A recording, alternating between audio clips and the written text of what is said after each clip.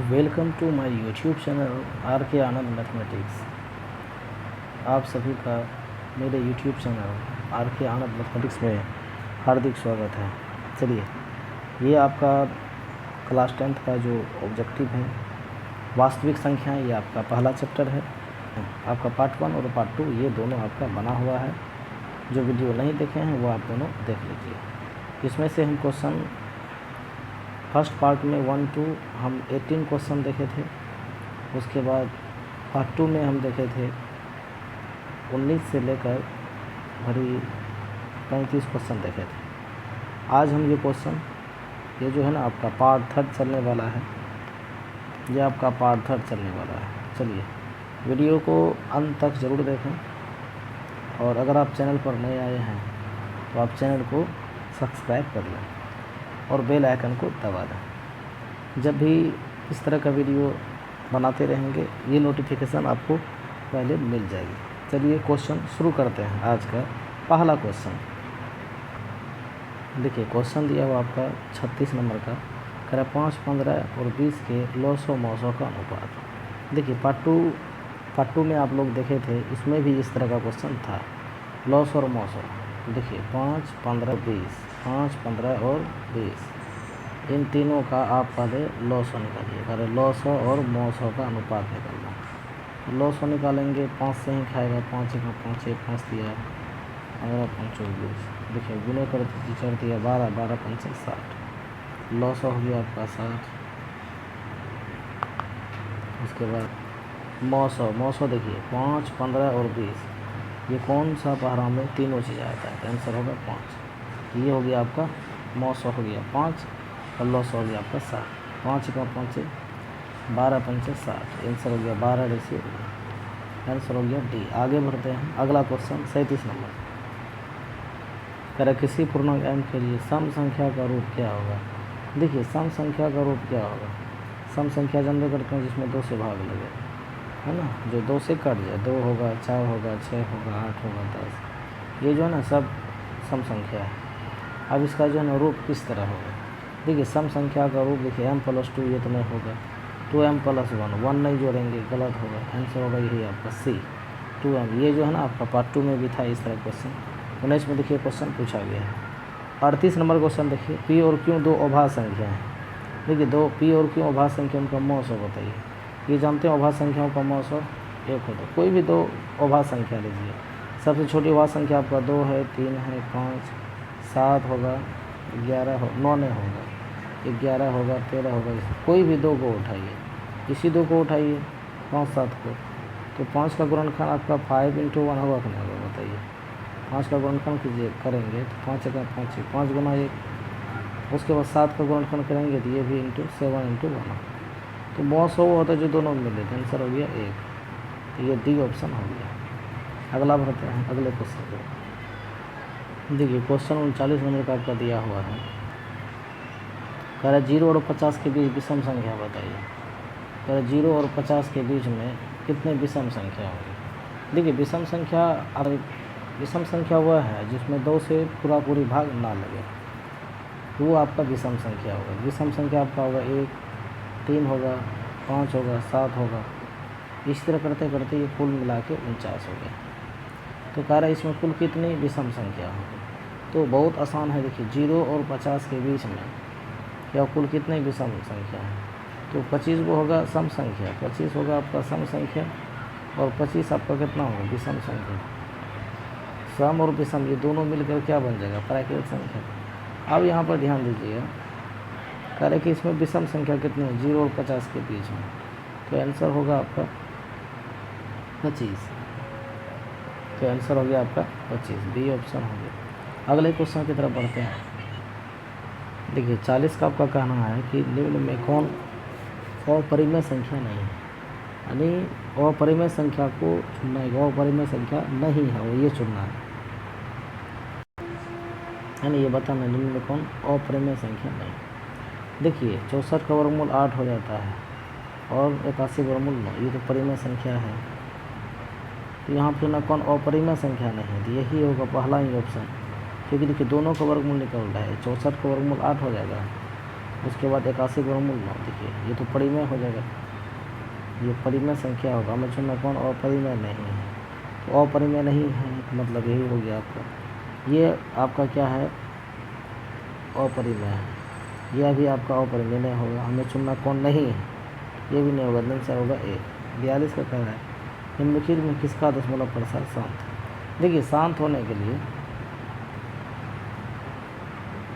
हर जो है शांत होने के लिए हर में या तो 2 आ जाए, या तो आपका 2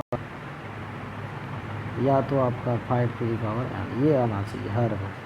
तो यहाँ पर देखते हैं ए नंबर में 3/8 है, तो 8 में 3/8 जो है 3/8, 3 तो ऊपर में है, नीचे में देखिए 2 गुना 2 गुना 2, तो यहाँ पे 3 के नीचे जो हर है वो कितने 2 है, सिर्फ 2 2 2। ये तो शांत होगा, हमें चुना था कौन शांत है, तो आंसर होगा 3/8। फिर देखिए बी जो है ये शांत नहीं होगा, कैसे नहीं होगा। देखिए 6 ऊपर 6 है, नीचे कितना है आपका 15 है, तो यहाँ पर देखिए 3 से कटाएंगे, 3 दूनी 6, 3 5 15। और हाँ ये भी शांत है, ये भी क्या है आपका शांत, नीचे 5 आया ना, शांत है। ये शांत नहीं है, और ये जो है 17/15 है 36 है, तो ये जो है ना ये भी शांत नहीं होगा। इसमें 2 ऑप्शन हो जाता है, ए और डी दोनों हो जाता है, ए और डी दोनों हो। कह रहे सबसे छोटी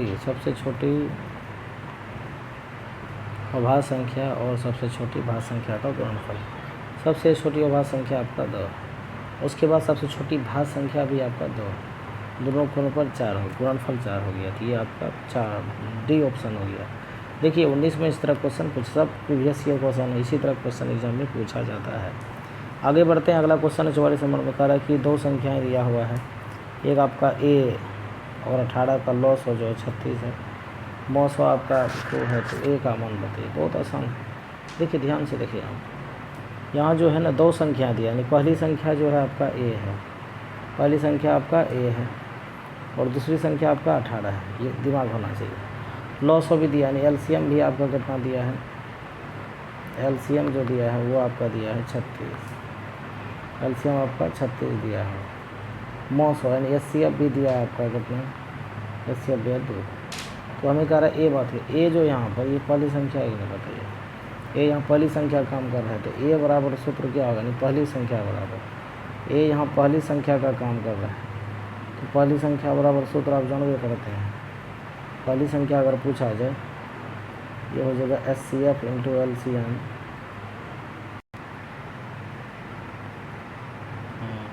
एचसीएफ इंटू एलसीएम, गुना हो जाएगा दूसरी संख्या, बस निकाल सकते हैं हम आराम से। देखिए एचसीएफ आपका कितना दिया 2 दिया, एलसीएम आपका कितना दिया, एलसीएम आपका 36 दिया है, बट नीचे का दूसरी संख्या बताइए, दूसरी संख्या कितना 18 है, 18 लाख दिए, 18 दूनी हो गया आपका 36, 2 दूनी 4, आंसर हो गया 4। तो ए का मान जो है, ए का मान जो ए रखे हैं, ए का मान हो गया आपका 4, ये हो गया सी ऑप्शन। अगला क्वेश्चन देखिए यहाँ पर 45 नंबर का क्वेश्चन अब दिया है, कह रहे कि एक आदमी 24 मीटर पश्चिम जाता है, तो ये देखिए ये डायग्राम याद रखिए, ये जो है ना आपका पूर्व हो गया, ये आपका पश्चिम हो गया, ऊपर वाला उत्तर हो गया, नीचे वाला आपका दक्षिण, ऊपर वाला उत्तर, नीचे वाला दक्षिण। कह रहा है कि एक आदमी पश्चिम, जैसे मान लो यहाँ बिंदु है, एक आदमी कह रहा है पश्चिम जा रहा है, पश्चिम क्या कितना, पश्चिम जाएंगे तो पीछे जाएंगे, पूरब के पीछे पश्चिम, वो कह रहा है 24 मीटर गया, ठीक है। उसके बाद कह रहा है कि वह 10 मीटर उत्तर जाता है, और उत्तर जाएगा तो ऊपर की तरफ जाएगा, वो कितना जाता है 10 मीटर। अब कह रहा है कि वो अपने प्रारंभिक बिंदु कितनी दूरी पर रहा है, वो अपने प्रारंभिक बिंदु से कितनी दूरी पर रहा है, यानी प्रारंभिक बिंदु इसका यही था ना यहाँ से। अब कह रहा है ये कितना रहा है, ये दूरी बताइए।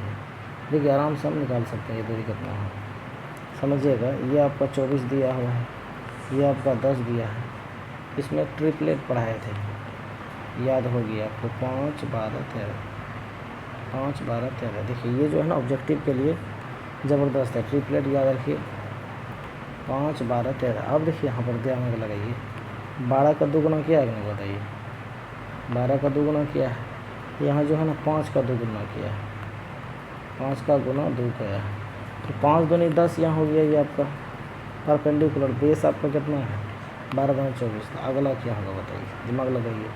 ये जो है 5 12 13, ये कैसे है, 12 का दुगुना आपका 24 है, तो 13 का भी तो दुगुना होगा ना। 13 ऑप्शन 13 का दुगुना देखिए, 13 दूनी 26, आंसर हो गया सी। 19 में क्वेश्चन देखिए पूछा गया, इसी तरह का एग्जाम में पूछा जाता है। ट्रिपलेट याद रखिए बस, 5 12 13 7 24 25 8 15 17 ऑफलाइन में कराया गया था, आप लोग भी याद रखिए इनको। चलिए हम ट्रिपलेट कुछ लिख देते हैं, इनको याद रखिए।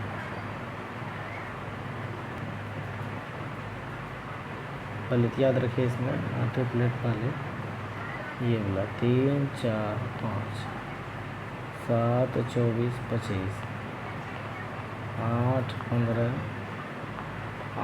17 7 24 3 4 5 7 24 25 8 15 17 और अभी जो लगा वो क्या लगा 5 12 13, 5 12 13 ये ट्रिपलेट लगा। ये सब याद रखिए।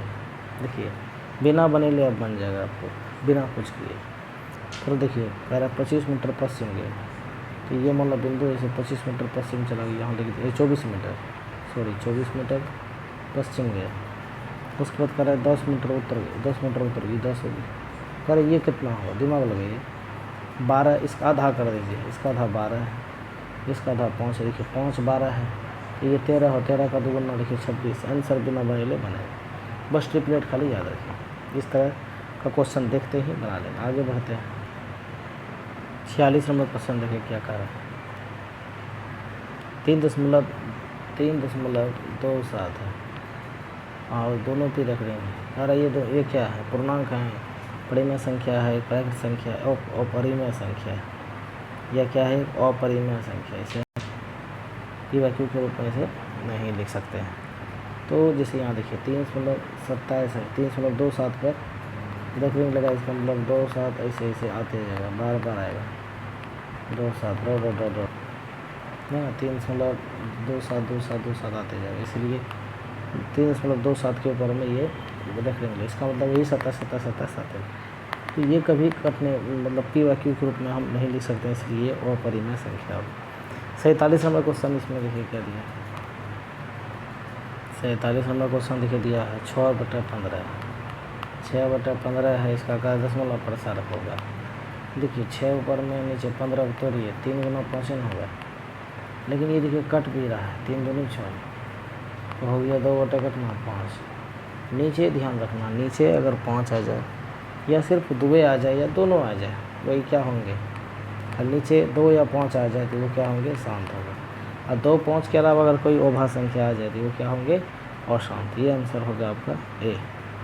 6/15 जो है दशमलव प्रसार क्या होगा, तो आंसर होगा शांत, यानी ए ऑप्शन। अगला क्वेश्चन लेते हैं।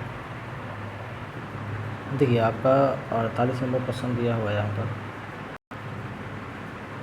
निम्न में कौन अभाज्य संख्या है।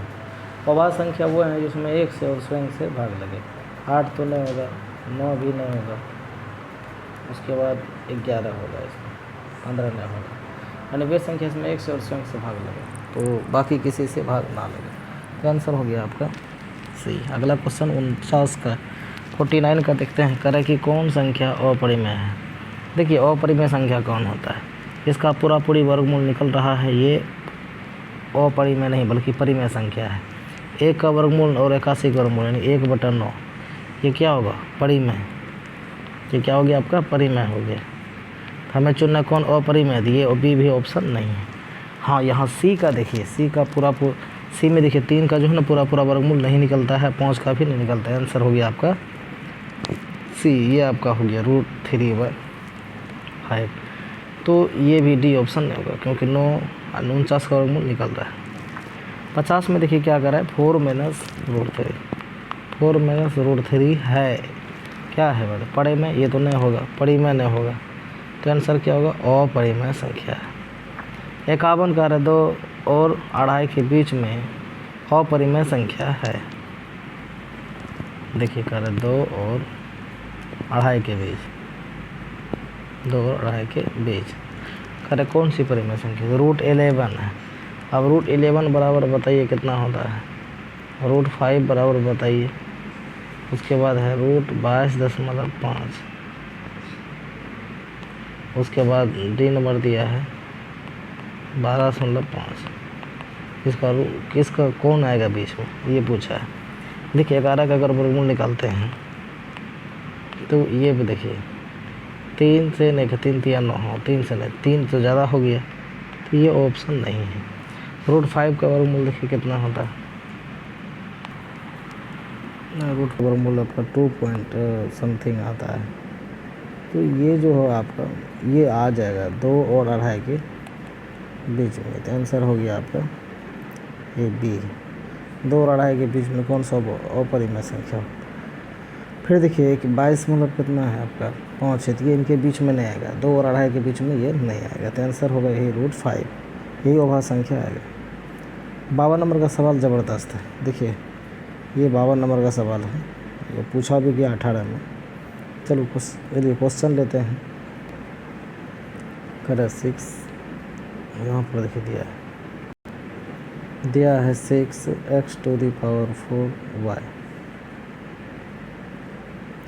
उसके बाद दिया है 12xy। इसका हमें HCF बताना है, मौसो बताना कितना, HCF यानी मौसो बताना। बहुत आसान। देखिए ऐसा कौन सा पर है, पहले इधर देखिए 6 भी आ जाए 12 भी हो जाए, आंसर हो गया 6। उभयनिष्ठ आपका 6 आएगा।